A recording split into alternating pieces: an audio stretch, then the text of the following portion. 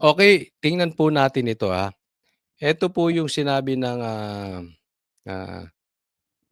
ICI says, "Evidence insufficient to recommend charges against Escudero, Poe, Villar, and Binay."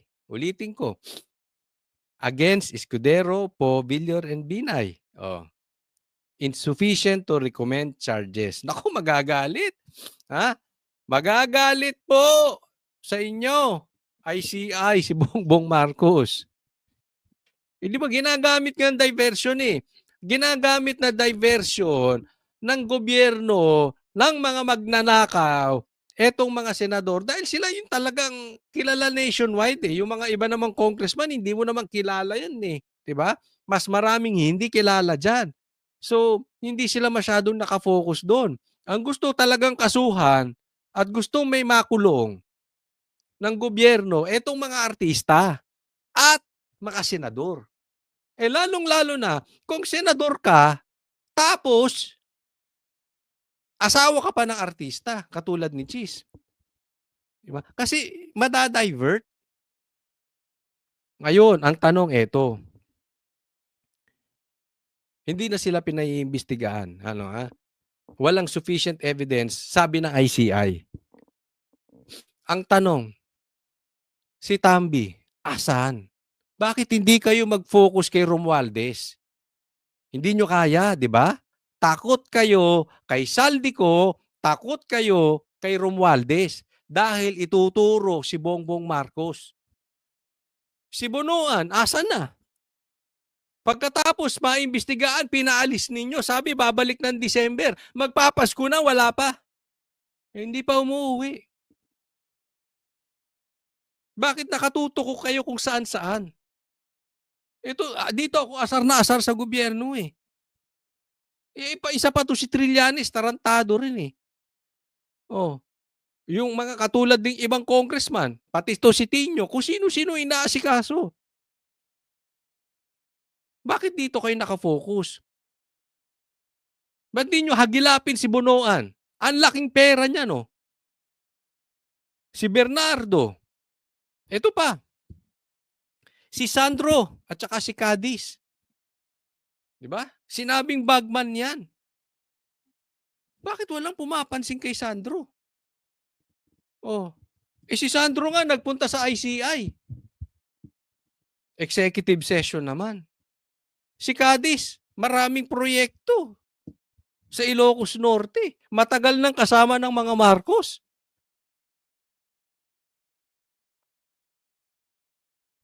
'Di ba? Puro diversion eh. Kaya itong pelikula na binebenta ni Bongbong Marcos, walang bumibili.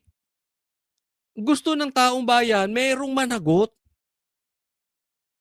And it's very safe to say na ang dapat managot dito yung tatlo. Saldico, Tambaluslos, at si Bongbong.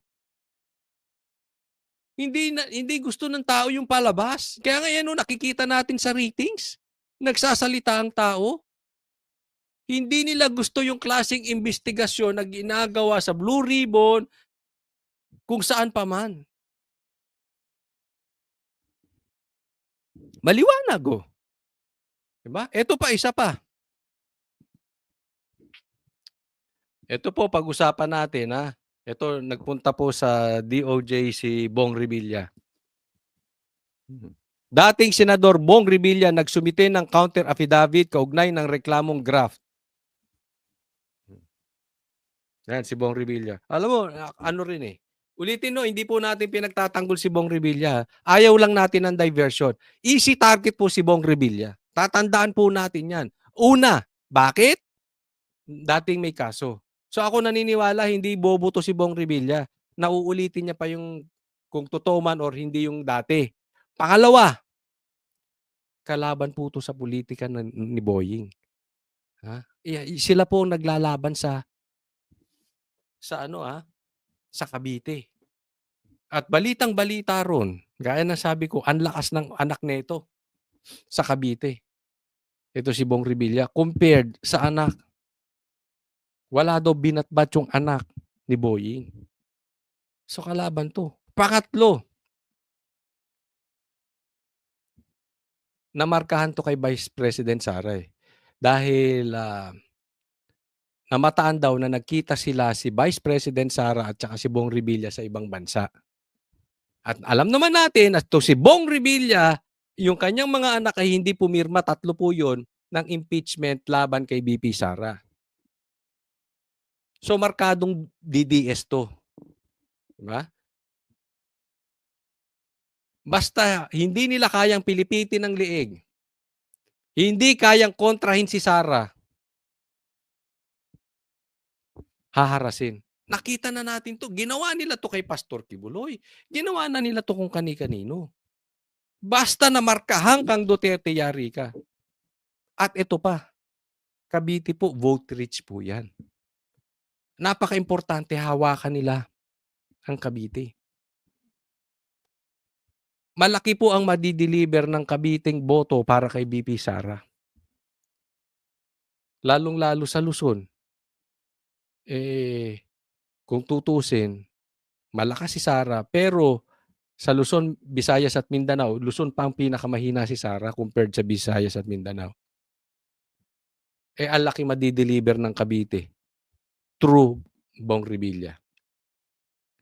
So, yung sinasabi natin diversion, na ginagawa nila. Bukod na sikat na asawa niya, sikat din siyang artista at malaking politiko sa lokal at sa nasyonal.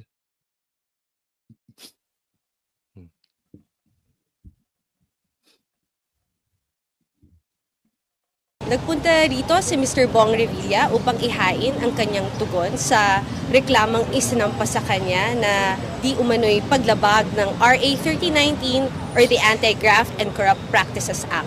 Wala pong ibang reklamo laban kay Mr. Revilla sa DOJ ngayon. Maliban sa kanyang counter-affidavit ay nagsumite si Mr. Revilla ng mga ebidensya na magpapatunay na lahat ng nilalaman ng mga aligasyon, akusasyon at reklamo laban sa kanya ay pawang kasinungalingan at kasinungalingan lamang. Umaasa si Mr. Revilla na magiging patas ang Department of Justice at titignan niya ang ebidensya at hindi na paaabutin ang reklamong ito sa korte. Yun ang problema dito. Kasi big fish po to si Bong Revilla. Parang ICI. Big fish si PRRD ron . Kailangan ng ICI si PRRD para maging relevant ang ICI. Di ba? Ang ICC. Speaking of ICC, ganito rin si Bong Revilla. Yun ang problema kasi plano tong ipakulong. Siyempre, pag napakulong, magmumukhang malinis itong gobyerno ni Bongbong Marcos dahil meron silang pinakulong na malaki. Nagreklamo pa nagsumite ng affidavit dito sa DOJ, no? Kitang-kita natin na hindi po nagtatago si Bong Revilla. Kinaharap niya to head on. Nagpapalabas siya ng ebidensya. So sana yan ang pakiusap, tingnan ng ebidensya. Ang problema po, DOJ, dati pong tao yan. Ni Boying Rimulya, remember, SOJ po siya bago siya naging ombudsman. So lahat yung mga nakapwesto na yun, ombudsman, SILG, di ba? DOJ, lahat yan napwestuhan. May mga pwesto yan galing sa executive department. Lalong-lalo na iba ang galawan ng mga Rimulya. Kalaban pa to. So hindi ko alam, no? Pero tayo magsisisigaw. Ulitin na, hindi sa ito'y sa pagtatanggol. Pero huwag niyong gamitin. Sawang-sawa na ang taong bayan. Na ginagamit niyo ang iba para pagtakpan. Tandaan po natin ito. Marami pang lalabas na balita about Sara. Marami pang sikat ang ipakukulong. Marami pang sikat ang pagbibintangan ng kung ano-ano. Para mailihis. Dahil ang dapat nananagot ay si Saldico, si Martin Romualdez at si Bongbong Marcos. Pustahan tayo, hindi kaya paabutin ng ombudsman dun sa tatlong yan. Yung tatlong Tito Vic and Joey na yan. Yung tatlong itlog na yan. Yung clowns na yan. Hindi kaya. Kaya lahat po gagamitin. Huwag tayong papayag dun. Hindi natin sinasabi ay malinis doon. Hindi po sa ganun.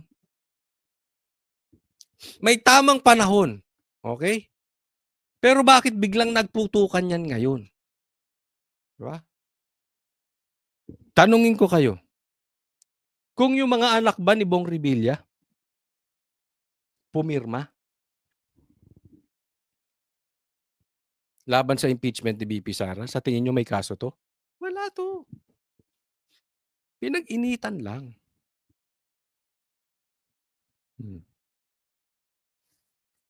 Talagang nilaglag po ito si Bong Revilla para maipasok si Kiko at si Bam Aquino for the support. Tandaan po natin, nilaglag po na talaga nila to si Bong Revilla. Siya po ang nasa survey, ang taas po sa survey ni Bong Revilla. Si Kiko at si Bam wala. Hindi ko alam kung paano magic yan ni Garcia. Kahit sila nga nagsasabi, hindi nila alam paano sila nanalo. That is pleasing the enemy para maging kakampi nila. Yan yung pinklawan kaya ipinasok tong dalawa. Ang nilaglag una pa lang. Dapat nga ito panalo si Bong Revilla, hindi si Amy.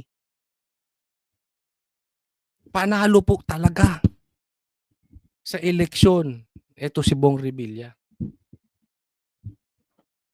Kaya lang nagkamali sila kay Amy.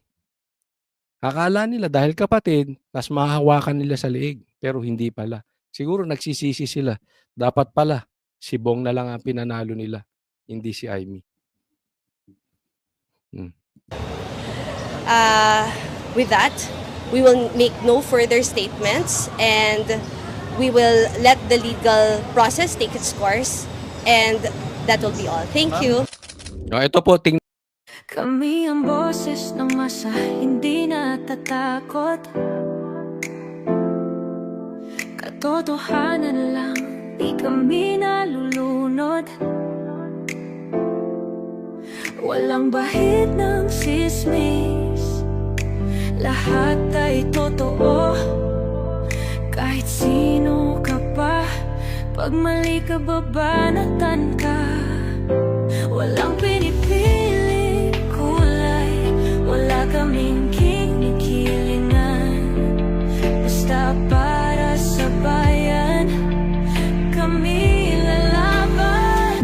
Pagdama palakpakan, pag mali banatan. Di matitinag, di matatakot, para sa bayan tuloy ang sigaw. Sa harap ng kamera, walang halong takot. Mga baluktot, lahat kayo'y tutumba. Ang hustisya at totoo, yun lang ang mahalaga. Kahit sinong harang, di kami matitinag. Walang pinipiling kulay, wala kaming kinikilingan. Basta para sa bayan, kami lalaban. Pag tama palakpakan, pag mali banatan. Di matitinag, di matatakot, para sa bayan tuloy ang sigaw. Kung nasa tama ka, ikaw ay aming kasama. Pero pag mali ka, handa ka na bang mabasag? Banateros kami, walang inuunan. Dahil bayan muna, bago ang sarili.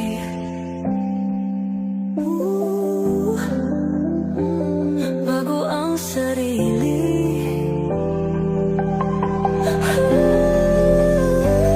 Pag tama palakpakan, pag mali banatan. Banateros ang sigaw, katotohanan ang